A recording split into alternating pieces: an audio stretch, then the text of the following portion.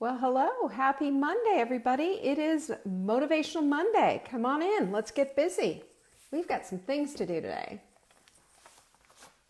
How is everyone? Oh, my hair's a little messy. My hair is a little messy.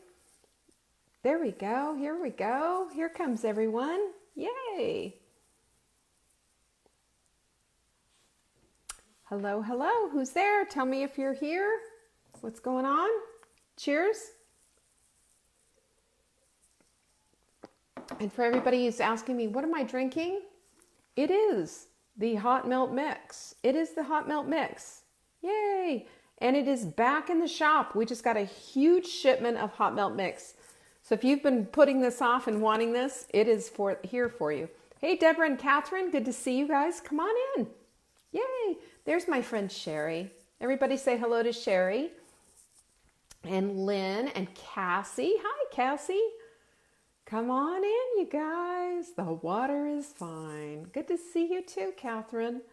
Yeah, I took yesterday off, and I'll tell you, it's funny because you guys thought something happened to me or something. I got so many messages saying, where are you? I hope you're okay. And, I got stuff in my, I got everywhere. I got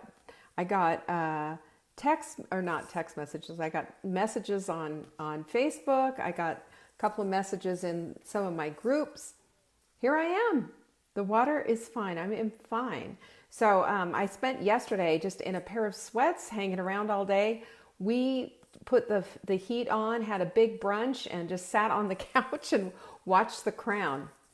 I love The Crown. It's so good. If you haven't seen it, oh my gosh. And let me just tell you something. And you know this, you know exactly what I'm talking about. This Olivia Colman is like the best Queen Elizabeth. She is so good. Not that Claire Foy was bad, but if you've watched The Crown, it's on Netflix. We are now crownless. We have watched all of them. So I'm sad. Anyway, it's so good.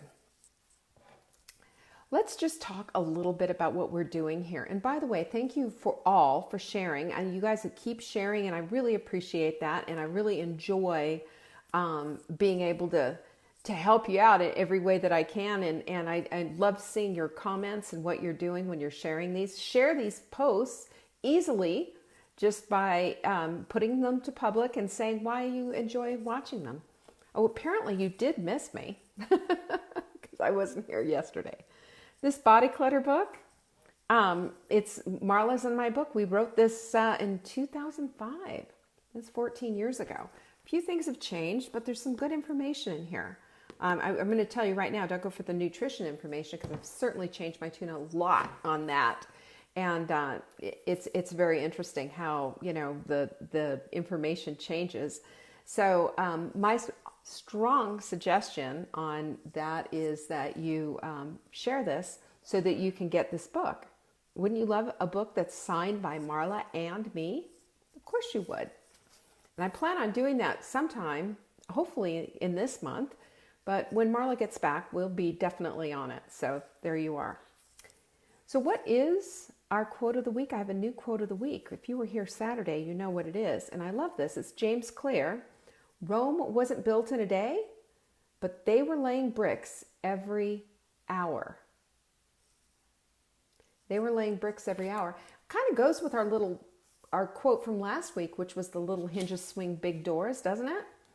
Because what we're looking at here is that we have to understand that we've got a big project here, right? We are big projects, aren't we? We're big projects. This is the one body, the one life that we have. So we have to be on it as far as constantly optimizing our health, losing the weight, getting rid of the inflammation, and taking care of this vehicle that's going to serve us for the rest of our lives. It's the only one we've got. Your car could be a junker and could be just sitting there like on its last legs. And guess what? You can go trade that sucker in. You can trade it in and go get something brand new right off the showroom floor, right? I mean, assuming, of course, you've got the money and the time and all of that to go get a car like that. But the point is, you are not stuck with the one car that you got when you were 16 years old. You're not stuck with that one car. You're stuck with your body. My hands are my hands. They're the same hands that I had when I was born, the same hands that you have right now. Everything on us is original equipment mostly, right? For most of us. I mean, unless you've had like a hip replacement or a knee replacement or something. But let's just talk about what we've got here. What we have here is the only thing we will be given. You will not be given a new body or a new life. This is what you've got. Optimize what you have. That's what we're all about. We optimize what we have. And the reason we do is out of respect for it, out of appreciation for it, and gratitude to the God above who gave us this body and this one life. Right? Didn't he? You're fearfully and wonderfully made. That's what the Bible says.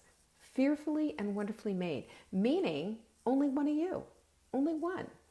So when we honor this priceless gift that's been given to us, we eat differently, don't we? We eat differently. We have different gratitude. Everything about us is different because we understand what this is all about. We're going to talk more about that, of course. In the meantime, let me just tell you a couple of things that are going on. First of all, it's Motivational Monday, so I hope you're motivated and ready for this week. We've got a holiday coming up for most of us who are living here in the United States. That's on Thursday. This is why we are spontaneously sprinting. Folks, we're spontaneously sprinting. And something that just came to me that I've noticed that I do for myself, and that it just, you know how sometimes you just have this automated way of doing things and thinking, and you don't even realize that, you know, hey, this is something that maybe could help somebody else. And that is with this. This is one of my favorite mugs. This is the beginning of anything you want. Don't you love this little mug? This was given to me for my 60th birthday from my dear friend Jenny Thompson. And I love this mug. And I've used it for tea for a long, long time, but I've just recently changed it from being my teacup to being my mindful mug.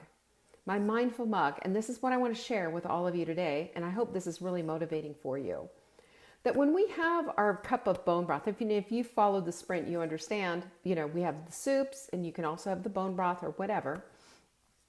But when you have this mug of either your soup or your broth, and you get mindful with it, and you think for a minute before you're getting ready to eat that food, and you just think, and you center yourself, and you just think to yourself, I am going to eat mindfully, I'm going to watch the portions, I'm going to eat with gratitude, and I'm going to take my time and allow my head and my stomach to align. When we do this, and we have a minute to center ourselves and to just get right with what it is that we're trying to accomplish, with taking care of ourselves, then everything shifts, everything changes, and we're no longer just freelancing off the rails, going crazy, and just overeating. And we can do the same thing for Thanksgiving. Everybody has a Thanksgiving full story, right? Where you've just eaten so much that you just feel awful. Like a taxidermist just shoved a bunch of sawdust into you and just filled you up to past bursting. We don't need to do that anymore, do we? Have we learned from that mistake? This is part of our mindfulness. It's part of our journey, you guys, is just bringing all of this stuff into the peripheral, into the part of our lives that just say we're done with these kind of behaviors that are just damaging. Yes, Gwen, coffee is okay with the sprint. It's right there in the document. So, you know, this is it. We're bringing everything back to center, aren't we? When we bring things back to center and we bring it back to our mindful selves, we can start making much better decisions. And it's not just, oh, I need the perfect plan. If it was all about the plan, don't you think we'd all be skinny with abs of steel and not even having this discussion? It's not about the plan. It's about the brain and the plan and the nutrition and the getting rid of the inflammation and putting the whole thing together. Cobble, cobble, cobble. We're making something here. We're building something. On Saturday, I was telling you about Michelangelo and how he built his David. You know what I learned further? I did a little more investigative research. And do you know that huge block of marble was rejected by two other artists who just couldn't see their way to making anything out of that marble. But Michelangelo could. And that's us with our lives. If we skip the magic out of being able to participate in the creation of our lives, then somebody else is going to get to do it, and you're going to get glossed over and skipped. Don't do that to yourself. Be actively involved in your own life in creating what it is that you want. And we know that. We ask ourselves this question all the time. Does this support the life I want to lead? Does it? We can be involved on the creative process. That's what's so cool. A couple of things just to share with you coming up here. We have our Take Back Your Life workshop coming up for people who own the Take Back Your Life journal. That's what this looks like, right? And we have a ton of them going out today. We're almost sold out. We have the PDF will be involved. You can get that right now for $15. You can also get the hard copy if you want, and you'll get the PDF as well. So you're going to need that for when we do our workshop. Okay. And the workshop is on December 5th. That's a Thursday night. And you at 7 p.m. Eastern, you will get an invitation to this if you own the journal. If you don't own the journal, you won't get an invitation because it won't mean anything to you. But we're going to do a huge workshop with it. It's going to probably take a couple hours, so plan on it. And you'll need to have everything written out. You'll have to have, everything printed out. You're using your PDFs. Have pens, highlighters, pads, sketch pads. I don't care. Have all the things that you need written, all ready to work, because it is a workshop. It's not just you're going to listen to Leanne, yammer on and on. You're going to be actually doing as I'm talking. So start with that. It's going to be so fun. I can't wait for it. It's one of my favorite things to do is get ourselves set up for the first 90 days of 2020 so that we take on 2020 as if it's our year. We own the year. If you want to own 2020, just go to Take Back Your Life or go to savingdinner.com/journal and go get yourself a journal. You'll be invited to the workshop. You'll love it. It's going to be fun. And if you're part of my club, we're going to be doing it also Thursday afternoon at 2:00. And then after that, I'm going to show you something else. After that, all you people who've done this, boop, you see that? This is my vision board. I'm going to teach you how to do vision boards too, because vision boards are so amazing. I can't even tell you how many times because of vision boards, things have come to fruition. So that's kind of a cool thing as well.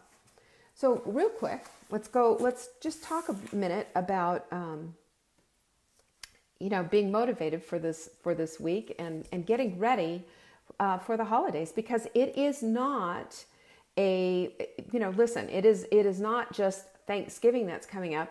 Once Thanksgiving's over, it's game on. We have Black Friday, and all the shopping and all the holidays and Christmas. Well, of course, you're already getting all of that stuff, right? You're already getting that stuff on the commercials and all of it, and getting the flyers in the mail and all of that. The holidays can just be extraordinary. And for some people, it could be a real disappointment. It's a constant conflict of expectations versus reality. I know that for a fact. A lot of us live in this Norman Rockwell bubble where we think that, just because we have this notion that everything's going to be so perfect and wonderful, then we get, the crazy uncle and everybody else at the table. And next thing you know, there's a big political discussion and everybody's mad at each other and slamming doors and people leave, and it can be ugly. It can be ugly. We can't for a minute think that it won't. If we've got, all the family that are coming over, and, it's not always going to be the perfect situation. And there's not always going to be, where somebody's not going to say something off color or somebody's going to do something. It happens. I think we need to take our expectations for a minute and just kind of place them down and just say, with all this imperfection, I'm still blessed with this crazy family. And leave it at that. The expectations kill us, man. They're awful. The expectations put us in a place of bondage where we're not really enjoying everything because we are expecting so much to happen. We have high expectations for the day. I remember last year, what happened was last year before, I think it was, we left right about this time and we went to Portland. And my kids were there, Mark's daughter was there and her boyfriend. And and we had all the dogs and everything. And we were all in this little place, and we rented an Airbnb. And my expectations were so high and so excited. And you know what? Halfway through, I just wanted to go lay down and take a nap. You know why? I was so excited about this and had such great expectations. They weren't met, by the way. But it was just, I don't know what it is, but that we have this idea that because we're doing something, that everything's going to come together and all the stuff that was ever a problem before is just going to go away. It's going to evaporate and things are going to be perfect. I think that's Norman Rockwell. I think we have in mind, everything's magazine perfect, Pinterest board lovely. And we want to have the perfect food and the perfectly set table and all the perfect outfits for the children. And come on, it's exhausting. Perfect's exhausting. And this is why we always say that perfect isn't this side of paradise, it's on the other side. We can't do it. And I think when we put our expectations in that place, we set ourselves up for failure. We set ourselves up to be burned out, tired, and exhausted. And not only that, but we find out that, we did it again. By gum, we did it again. We don't want to do that. So a couple of things I just want to say as we just get ready, because we have 3 days, you guys. We have we have the rest of today and we have Tuesday and Wednesday, and I know people are getting ready. I know people are shopping and what have you. And if you haven't gotten your shopping stuff done, for heaven's sakes, go to SaveMeDinner.com/Thanksgiving and go get your menu. We've got the keto, the paleo, and the regular classic family with all the everything on it. And if you're not thawing out your turkey right now, hello, it will not be done in time. So get your turkey out. And that doesn't mean stick it on the counter. That means put it in a big plastic bag, put it on a big plate, and stick it in your refrigerator. Trust me on the plastic bag. Trust me. Yes, this thing is sealed, but somehow or another turkey juice always manages to get out, doesn't it? There's nothing worse than having to clean that up. So let's talk about our power then. This is the one thing that we do have. This is the one thing that is within us. This is the one thing that a lot of us haven't quite developed very much, and it has laid dormant forever inside of us. So I just want to know sometimes how you feel about this. What do you think about this statement? Do you feel like you're giving your power up, or do you feel like you're getting it back? And the reason that I ask you this is because there's two things. Expectations can be that we're giving our power away to a fictional vision of what we think our families are about, a fictional notion of what we hoped and haven't really realized in our lives, right? We do this. And we give up our power by giving the power to that fictional account. We give up our power when we lay all of our hopes and dreams on these expectations that everybody's going to come into our house and behave themselves. That all the food is going to be just right and I'm not going to burn the rolls this time. I mean, it's insanity. I'm talking from my own perspective, and I don't know, pipe in if this is you, if you've experienced these expectations that have just really kind of taken away your power and you just made you feel like, really, that's all there is, and it wasn't that great. I don't like that. And I also don't like when we do that, then we find ourselves in the place of, well, because all those expectations weren't met and because I'm not getting my needs met, I think I'll just pork out here and I'm going to make a platter of Thanksgiving that is the size of what a lumberjack should be eating and just pork out. Have you done that? Have you noticed that you will take our unmet expectations and we'll put those expectations then on the food? The food then is supposed to fill those little emotional holes that we have in our hearts. Have you noticed that? I've done that. I can't even tell you how many times I've done that. And every single time, without fail, it has failed me. Not only has it failed me, it's made me feel worse than I felt before. And so I let go of the expectations. I let go of the expectations, and and I did it last year. This year, we're going to go see some friends. We're going to go do a bunch of things that I didn't have on my original checklist. It didn't have me making the big Thanksgiving dinner. It doesn't have any of my family. It's going to be some friends up in Chapel Hill. And you know what? I'm going up there, and you know what my expectations are? Let's just have some fun. Wow. And I'm going to tell you what, that has given me such freedom to just have fun, for heaven's sakes, and to stop hinging all my hopes and dreams on perfect family affairs, perfect family holidays. My family's not going to be here this time. But you know what? I can make a holiday anytime I want when I go and see them or they come here. You can just make it happen for yourself. Our expectations kill us. Our expectations take us down a road that we don't really want to go, do we? Because hopes and dreams shouldn't be hung on fictional accounts of what we would like our family to be or what we would hope that it could be. It doesn't work that way. It's not a Hallmark movie. It's not a Sparks. What is his name? Something or other, Sparks. The guy who writes all the mushy novels. Our focus, I wrote this down in my journal. Our focus can be our opus. In other words, our focus is our creation. And the things that we can create are only the things that we can create for our own lives. We can't create it for the family. We can't assign this to our children or to our parents or anybody else. It's only us that we can put that focus on. You can be better every single day of your life. You can. Your excellence can shine through. Every time you do that 4-minute workout, you can go a little bit deeper or you can go a little bit faster. You can drink a little bit more water today. You can take a look at your food journal and measure, how am I doing? Your focus is your opus, and you are the only one that you can focus on and have any impact on. For real. You can't control your children.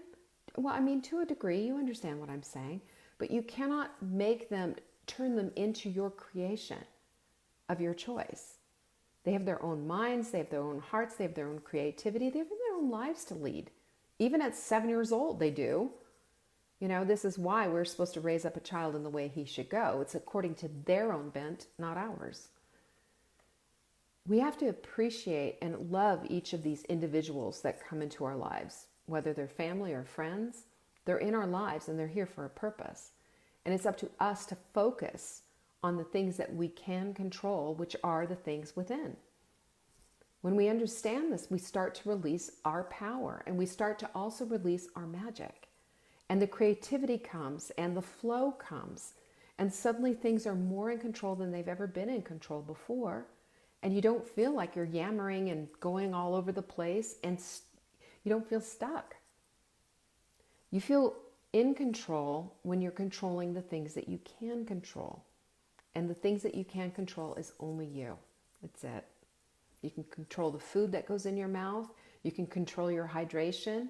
You can control the way that you think about things. You can control the fact that you've got a mindful mug sitting there before you and that you can center before you go into dinner, and you can do the right thing.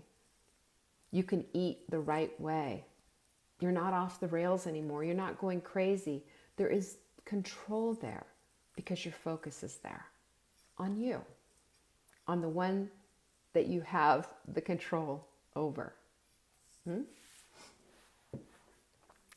So I just want you to keep this in mind as we go into the holidays, because this is a traditional place where people do go off the rails, trying to control all the extraordinary circumstances in their lives, whether they're expectations, whether it's the food, whether it's the people that are coming in and trying to make everything just so.